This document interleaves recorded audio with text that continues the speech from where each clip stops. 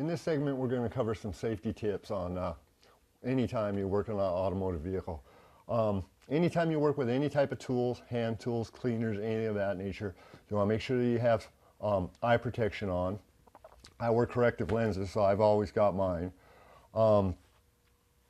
Another thing, working with the chemicals, you want to have hand protection. Some types of rubber gloves. You can use the mechanics type gloves that I use regularly, or the disposable latex or neoprene, or there's a lot of different products out there available for hand protection. Also, there's some safety requirements anytime you're jacking a vehicle. We're doing the rear brakes on this vehicle, so the rear end's going to be raised up. So you want to make sure you have the vehicle in park.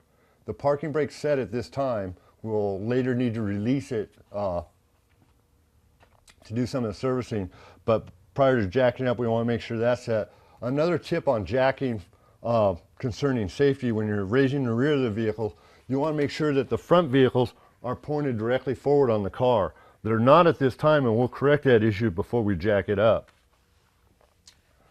Some of the other things involved with safety on cars: when we have this vehicle jacked up and a tire removed, you want to make sure that you have it, the load supported properly by a jack stand, a wood blocks, or another type of device. You don't want to rely on the jack to carry the load. And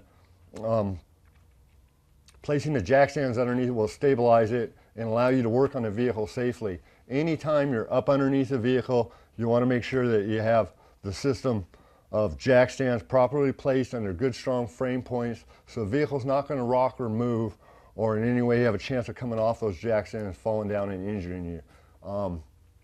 The weight of an automobile coming down will crush a limb.